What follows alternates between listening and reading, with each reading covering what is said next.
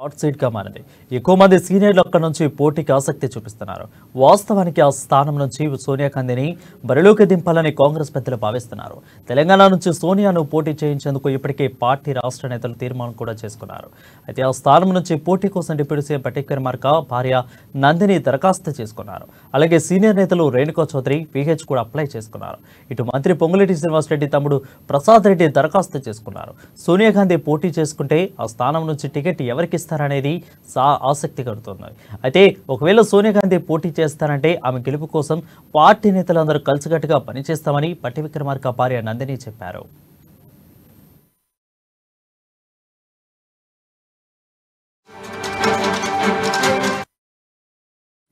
ఇక ఉమ్మడి నల్గొండ జిల్లాలోని 2 ఎంపీ స్థానాల్లో కాంగ్రెస్ తరపున పోటీ చేసేందుకు ఎక్కువ మంది ఆసక్తి చూపుతున్నారు. నల్గొండ టికెట్ కోసం సీనియర్ నేత జానారెడ్డి కుమారుడు రఘువీరెడ్డి అప్లై చేసుకున్నారు. ఇక పటేల్ రమేష్ రెడ్డి కూడా ఇదే స్థానం నుంచి పోటీకి దరఖాస్తు చేసుకున్నారు. మంత్రి కోమటిరెడ్డి వెంకటరెడ్డి కూతురు శ్రీనిధి రెడ్డి కూడా నల్గొండ టికెట్ కోసం దరఖాస్తును సమర్పించారు. ఇటు భువనగిరి నుంచి పలువురు సీనియర్ నేతలతో పాటు యువనేతలు కూడా పోటీ పడుతున్నారు. మంత్రి వెంకటరెడ్డి అన్న మోహన్ రెడ్డి కూడా కుమారుడు సూర్య పవన్ రెడ్డి, మరో బంధువు చల్లూరి మురళీ రెడ్డి కూడా దరఖాస్తు చేసుకున్నారు. ఇదే టికెట్ కోసం చామల కిరణ్ కుమార్ రెడ్డి, తీన్మార్ మల్లాను కూడా అప్లై చేసుకున్నారు. భువనగిరి ఎమ్మెల్యే కుంభం అనిల్ కుమార్ రెడ్డి కూతురు కీర్తిరెడ్డి కూడా దరఖాస్తు చేసుకున్నారు.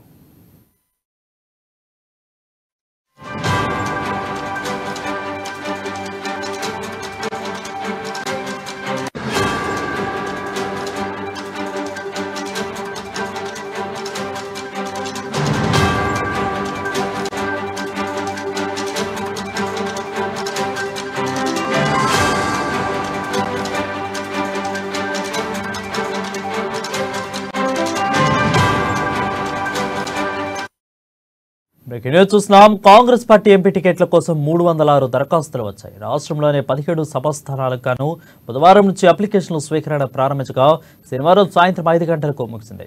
తొలి రోజు 7 అప్లికేషన్లు రాగా రెండో రోజు 34, మూడో రోజు 100, చివరి రోజు అయిన 4వ రోజు 165 దరఖాస్తులు వచ్చాయి. అప్లికేషన్లు సంప్రదించిన వారిలో సీనియర్లు, యువనేతలు కూడా ఉన్నారు. దీనిపై మరింత సమాచారం మా ప్రతినిధి హరీష్ గాంధీ భవన్ నుంచి లైవ్ ద్వారా అందిస్తారు. హరీష్, చెప్పండి, ఎప్పుడు లేనంతగా ఈసారి ఖమ్మం, నల్గొండ ఇలాంటి ప్రముఖ స్థానాలకు సీనియర్లు, యువనేతలు అందరూ కూడా దీనిపై అప్లికేషన్లు పుల్అప్ చేసి ఇచ్చారు. సో ఏ విధంగా చూడాలి దీన్ని? అరుణ్, ఏదైతే కాంగ్రెస్ పార్టీకి సంబంధించి ఎంపీ స్థానాలకు పెద్ద ఎత్తున దరఖాస్తులు వచ్చాయని చెప్పొచ్చు. అంటే గతంలో ఎప్పుడూ లేని విధంగా, అంటే ఇతర పార్టీలకు సంబంధించి కూడా ఎప్పుడూ లేని విధంగా కూడా ఇప్పుడు కాంగ్రెస్ పార్టీకి సంబంధించి ఎంపీ స్థానాలకు పోటాపోటీ దరఖాస్తుల ఏదైతే అప్లికేషన్కి సంబంధించి కొనసాగిన నేపథ్యం కావచ్చు. గత నెల 31వ తేదీ నుంచి కూడా నిన్నటి సాయంత్రం 5 గంటల వరకు దరఖాస్తుకు సంబంధించిన గడువును నిర్ణయించారు. దానికి మొత్తంగా మొదటి రోజు 7 అప్లికేషన్లు కావచ్చు, రెండో రోజు 34 అప్లికేషన్లు, లేక మూడో రోజుకు సంబంధించి 100 అప్లికేషన్లు, నిన్న 165 అప్లికేషన్లకు సంబంధించి మొత్తంగా 308 దరఖాస్తులకు సంబంధించిన అప్లికేషన్లు వచ్చాయి. ఇక అన్ని పార్లమెంట్, అంటే 17 పార్లమెంటు సెగ్మెంట్లకు సంబంధించి కూడా పోటాపోటీ నెలకొన్న నేపథ్యం కావచ్చు. అక్కడ ఆ సెగ్మెంట్లకు సంబంధించి కూడా 10 నుంచి అభ్యర్థులకు సంబంధించిన ఆస్పిరెంట్లు వాళ్ళు దరఖాస్తు పెట్టుకుంటున్న నేపథ్యం కావచ్చు. ఇక ముఖ్య నేతలు, అలాగే అధికారులకు సంబంధించిన దరఖాస్తులు కావచ్చు, యువ నేతలకు సంబంధించిన దరఖాస్తులు పెద్ద ఎత్తున వచ్చిన క్రమం కనిపిస్తుంది. ఇక హాట్ సీటుగా మారిన ఖమ్మం, అలాగే భువనగిరికి సంబంధించి, అలాగే నల్గొండ ఆ సీటుకు సంబంధించి కూడా ఇక్కడ ఏమాహేమిలతో పాటుగా ఇక్కడ ఇప్పటికీ యువనేతలకు సంబంధించి వాళ్ళు దరఖాస్తు పెట్టుకున్న నేపథ్యం కనిపిస్తుంది. ఇక మొత్తంగా కాంగ్రెస్ పార్టీకి సంబంధించిన గత అసెంబ్లీ ఎన్నికలకు సంబంధించి 1000కి పైగా దరఖాస్తులు వచ్చాయి. ఇప్పుడు అదే కొనసాగిస్తూ కూడా పార్లమెంట్ ఎన్నికలకు సంబంధించి 17 సీట్లకు 308 దరఖాస్తులు పెట్టుకున్న నేపథ్యం అయితే ఉంది. అంటే కాంగ్రెస్ పార్టీ ఏదైతే రాష్ట్రంలో అధికారంలోకి వచ్చిన తర్వాత ఇప్పుడు లోక్సభ స్థానాలకు సంబంధించి కూడా ఖచ్చితంగా గెలిచే అవకాశాలు ఉన్నాయని కూడా ధీమాతో కూడా అందరూ అక్కడ పార్టీకి సంబంధించిన ఎంపీ టికెట్ కేటాయించాలని దరఖాస్తు పెట్టుకున్న నేపథ్యం అయితే కనిపించింది. మొత్తంగా ఈ పార్లమెంట్ సెగ్మెంట్లకు సంబంధించి కూడా పెద్ద ఎత్తున దరఖాస్తులు వచ్చాయి. ఇక్కడ ఖమ్మం సంబంధించి హాట్ సీట్గా మరి ఇక్కడ ఏమాహేమిలు కూడా అక్కడ ఏదైతే ఖమ్మం పార్లమెంట్ టికెట్ కేటాయించాలని దరఖాస్తు పెట్టుకున్న నేపథ్యం కావచ్చు. ఇక ప్రధానంగా డిప్యూటీ సీఎం బట్టి విక్రమార్క సతీమణి మల్లు నందినికి సంబంధించి అక్కడ దరఖాస్తు చేసుకున్నారు. అలాగే పొంగులేటి శ్రీనివాస్ రెడ్డి, మంత్రి పొంగులేటి శ్రీనివాస్ రెడ్డి ఆ కుమారుడు ప్రసాద్ రెడ్డి, ఆ తమ్ముడు ప్రసాద్ రెడ్డి ఆ దరఖాస్తు పెట్టుకున్న నేపథ్యం కావచ్చు. ఇక మాజీ ఎంపీ విహెచ్ కూడా అక్కడ దరఖాస్తు పెట్టుకున్న నేపథ్యం, అలాగే తుమ్మల నాగేశ్వరరావు కుమారుడు కూడా అక్కడ దరఖాస్తు పెట్టుకున్న నేపథ్యం కావచ్చు. ఇంకా సీనియర్లు ఆ పార్టీకి సంబంధించిన మిగతా సీనియర్లతో పాటు అధికార ప్రతినిధులకు సంబంధించిన మది శ్రీనివాస్ రెడ్డి కూడా అక్కడ ఖమ్మం పార్లమెంట్ సంబంధించి దరఖాస్తు పెట్టుకున్న నేపథ్యం కనిపిస్తుంది. ఇక మొత్తంగా ఖమ్మం సంబంధించి కూడా పూర్తిగా అన్ని సెగ్మెంట్లకు సంబంధించి అత్యధికంగా ఆ దరఖాస్తులు వచ్చిన హాట్ సీట్గా ఖమ్మం సంబంధించి ఆ సెగ్మెంట్ చెప్పొచ్చు. ఇక ఖమ్మంలో గత అసెంబ్లీ ఎన్నికలకు సంబంధించి కూడా అక్కడ క్లీన్ స్వీప్ చేసిన నేపథ్యం కనిపించింది. ఒక్క సీట్ మినహా కూడా అన్ని ఆ స్థానాలకు సంబంధించి అక్కడ కాంగ్రెస్ పార్టీ గెలుపొందింది. కాబట్టి ఇప్పుడు ఖచ్చితంగా ఆ పార్లమెంట్ సెగ్మెంట్ ఖమ్మం సంబంధించి ఖచ్చితంగా గెలబోతుంది అనేది కూడా ఆ నేతలకు సంబంధించిన ధీమాతో ఉన్నారు. దీంతో పెద్ద ఎత్తున కూడా దరఖాస్తులు పెట్టుకున్న నేపథ్యం కనిపించింది. ఇక వీటితో పాటుగా ఏదైతే పోట్ల నాగేశ్వరరావుకు సంబంధించిన వివిసి గ్రూప్స్ అధినేత ఆయన సంబంధించి కూడా ఆయన టికెట్ కేటాయించాలని కూడా దరఖాస్తు పెట్టుకున్నారు. ఇక ఏదైతే ఉమ్మడి నల్గొండ సీట్లకు సంబంధించి కూడా పెద్ద ఎత్తున ఆసక్తి కనిపించింది. దీంట్లో అయితే ఇప్పటికే కొనసాగుతున్న మాజీ మంత్రి కోమటిరెడ్డి కుటుంబం నుంచి, అలాగే గతంలో పోటీ చేసిన ఎమ్మెల్యేలు కావచ్చు, ఎంపీలు కావచ్చు, వాళ్ళ సంబంధించిన ఇప్పుడు ప్రస్తుతం కొనసాగుతున్న ఎమ్మెల్యేలకు సంబంధించిన వాళ్ళ కుటుంబం నుంచి కూడా దరఖాస్తులు వచ్చిన నేపథ్యం కనిపిస్తుంది. ఇక్కడ ప్రధానంగా పటేల్ రమేష్ రెడ్డికి సంబంధించి నల్గొండ ఎంపీ స్థానానికి సంబంధించి దరఖాస్తు చేసుకున్నారు. అలాగే కోమటిరెడ్డి వెంకటరెడ్డి కూతురు శ్రీనిధి రెడ్డి, అలాగే ఏదైతే భువనగిరికి సంబంధించిన ఆ టికెట్కు ఆమె దరఖాస్తు చేసుకున్న నేపథ్యం కనిపిస్తుంది. ఇక జానారెడ్డి కుమారుడు రఘువీర్ రెడ్డి కూడా దరఖాస్తు చేసుకున్నారు.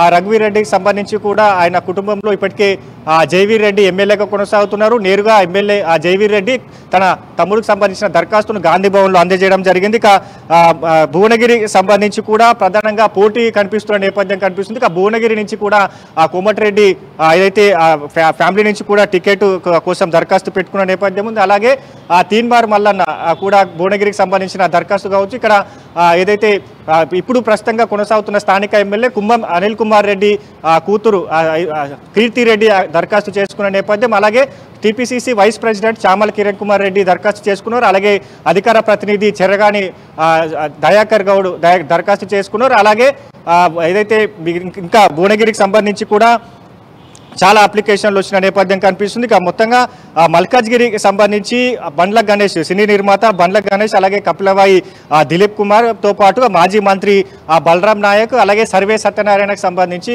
దరఖాస్తు పెట్టుకున్న నేపథ్యం, అలాగే ఏఐసిసి నాగర్ కర్నూలుకు సంబంధించి కూడా మల్లు రవితో పాటుగా, అలాగే ఏఐసిసి సెక్రటరీ సంపత్ కుమార్, అలాగే చారుగొండ వెంకటేష్ కూడా నాగర్ కర్నూలుకు సంబంధించిన దరఖాస్తు పెట్టుకున్న నేపథ్యం కనిపిస్తుంది. ఇక ప్రధానంగా పూర్తి అంటే అన్ని సంబంధించిన ఖమ్మం సీటుకు సంబంధించి కూడా పెద్ద ఎత్తున పోటీ ఉన్నట్టుగా చెప్పొచ్చు. ఇక ఏదైతే గడ్డం ఫ్యామిలీ అంటే గడ్డం పెద్దపల్లికి సంబంధించిన టికెట్కు సంబంధించి వెంకటస్వామి కొడుకు వంశీ కృష్ణకు సంబంధించి కూడా దరఖాస్తు పెట్టుకున్న నేపథ్యం ఉన్నది. ఇక మిగతా పెద్దపల్లికి సంబంధించి కూడా దరఖాస్తులు పెద్ద ఎత్తున వచ్చిన క్రమం కనిపిస్తుంది. ఇక పూర్తిగా అన్ని సెగ్మెంట్లు చూడవచ్చు. అంటే ఇక్కడ నల్గొండ, ఖమ్మం తో పాటుగా ఇతర ఏదైతే మెదక్ సంబంధించిన సీటు కావచ్చు పెద్ద ఎత్తున దరఖాస్తులు వచ్చాయి. ఇక సికింద్రాబాద్కి సంబంధించి కూడా దరఖాస్తు వచ్చిన క్రమం కనిపిస్తుంది. ఇక్కడ టీపీసీసీ అధికార ప్రతినిధి రామ్మోహన్ రెడ్డితో పాటు అంజన్ కుమార్ యాదవ్, మాజీ ఎంపీ అంజన్ కుమార్ యాదవ్ కొడుకు అనిల్ కుమార్ యాదవ్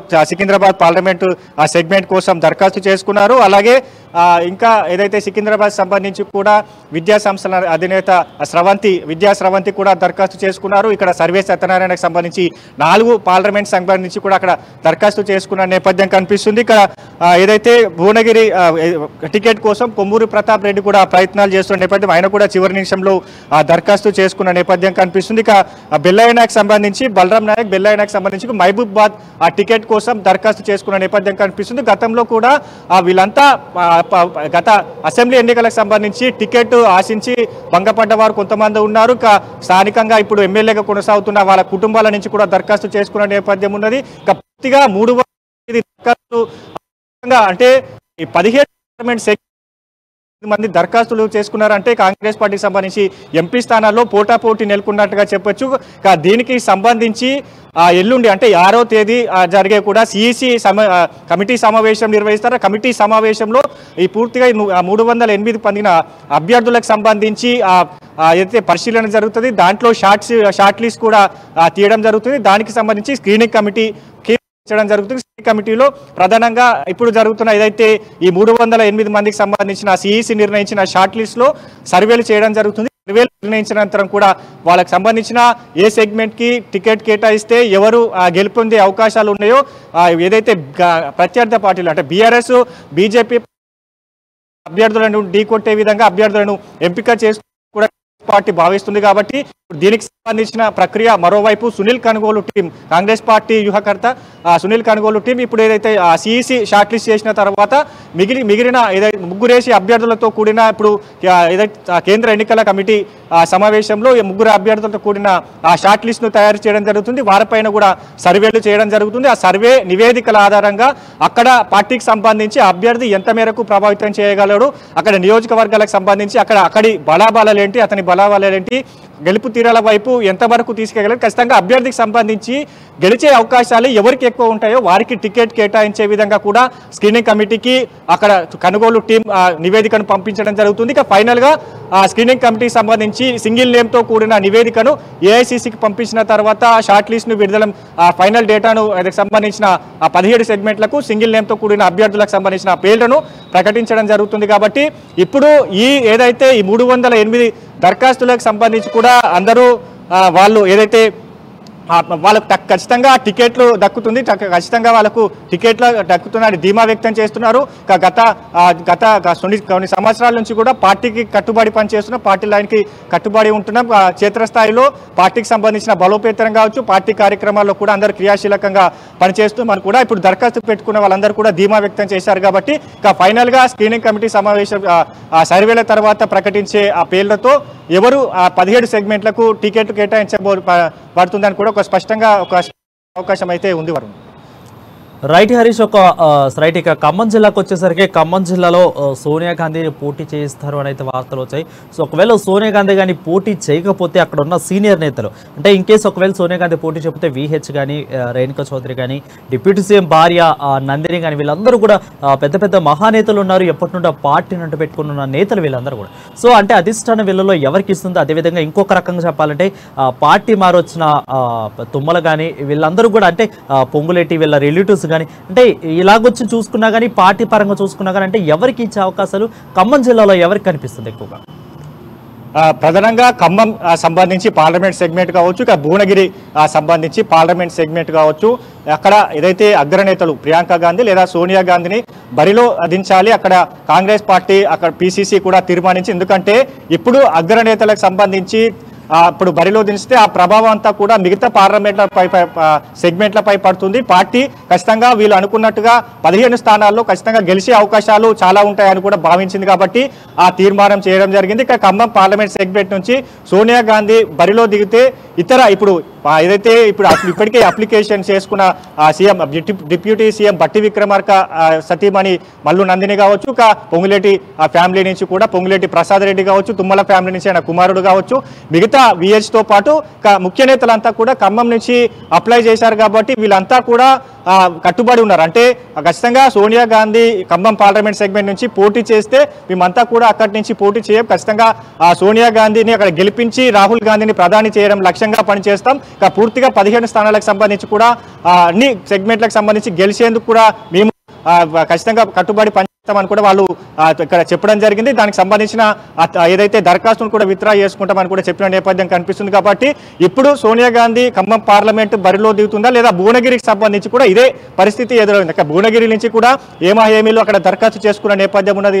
అక్కడ స్థానికంగా కొనసాగుతున్న ఎమ్మెల్యేతో పాటుగా ఇప్పుడు మంత్రి కోమటిరెడ్డి కుటుంబం అంటే భువనగిరి నల్గొండకు సంబంధించి కూడా క్రియాశీలకంగా కోమటిరెడ్డి ఫ్యామిలీ ఉంటుంది. కాబట్టి ఆయన సంబంధించిన కుటుంబం నుంచి దరఖాస్తు వచ్చింది కాబట్టి ఇక్కడ దాన్ని పరిగణలోకి తీసుకునే అవకాశం ఉంటుంది. ఇక మిగతా తీన్మార్ మల్లన్న లాంటి ఇట్లాంటి ఏదైతే అగ్రెసివ్ పబ్లిక్ ఫిగర్ కలిగిన నేతలు కాబట్టి వీళ్ళకి సంబంధించి భువనగిరిలో వాళ్ళు కూడా ఇదే పరిస్థితి ఉన్నారు. అంటే ఖమ్మం భువనగిరి నుంచి సోనియా గాంధీ, ప్రియాంక గాంధీ బరిలో ఉంటే మేము తప్పకుండా ఖచ్చితంగా వాళ్ళకు ఏదైతే కట్టుబడి పనిచేస్తాం, భువనగిరికి సంబంధించి ఆ స్థానాన్ని గెలిపించుకుంటామని కూడా చెప్పారు. కాబట్టి ఇప్పుడు వాళ్ళ ఫైనల్ డిసిషన్ ఏఐసిసి లేదా సోనియా గాంధీ ఎట్లాంటి నిర్ణయం తీసుకుంది, పోటీ చేస్తారా లేదా ఇతర ఎవరికి సంబంధించిన మిగతా భువనగిరి నుంచి పోటీ ఉంటుందా, ఖమ్మం నుంచి పోటీ ఉంటుందా, ఏఐసిసి నుంచి కూడా ఆదేశాలు రావాలి. కాబట్టి ఇక దానికి సంబంధించి పూర్తిగా స్క్రీనింగ్ కమిటీ సమావేశం జరిగే రోజు దీనిపైన నిర్ణయం తీసుకుని ఒక స్పష్టత వచ్చే అవకాశం ఉంది. ఇక మిగతా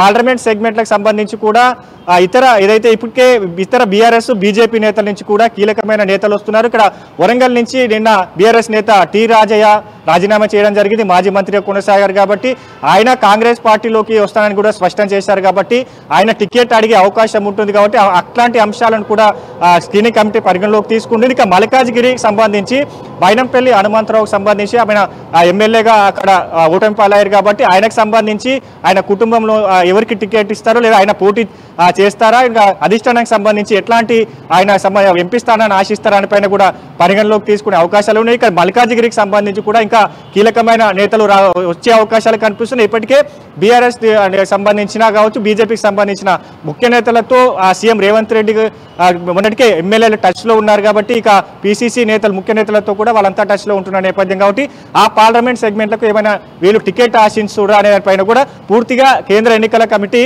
వీటన్నిటిపైన అంశాలపైన కూడా పరిగణలోకి తీసుకున్న తర్వాత చర్చించే అవకాశం లేదు. ఇక పూర్తి స్థాయిలో ఖచ్చితంగా 15 టార్గెట్గా కాంగ్రెస్ పార్టీ గెలుస్తామనే ధీమాతో వెళ్తుంది. కాబట్టి దానికి సంబంధించిన కార్యాచరణ ఈ సిఈసి కమిటీని ఎప్పుడైతే షార్ట్ లిస్ట్ చేస్తుందో అప్పటి నుంచి మొదలవుతుందని చెప్పొచ్చు. అంటే క్షేత్రస్థాయిలో సర్వేలు జరుగుతాయి, అభ్యర్థికి సంబంధించిన డేటాను సేకరించడం జరుగుతుంది. ఖచ్చితంగా అక్కడ ఎవరైనా అంటే ఇతర పార్టీ నుంచి వచ్చేవారు ఉన్నారా, బిగ్ షాట్స్ ఏదంటే ముఖ్య నేతలు ఇతర పార్టీ నుంచి వచ్చే అవకాశాన్ని వాళ్ళకి టికెట్ కేటాయించాలి ఖచ్చితంగా పరిగణలోకి ఉంటే ఇతర నేతలను ఒప్పించే అట్లాంటి ఉజ్జగించే కార్యక్రమాలు మరోసారి ఏఐసిసి నేతలు కూడా రాష్ట్రానికి వచ్చే అవకాశం అయితే ఉంది. Varun, right, thank you Harish for the update.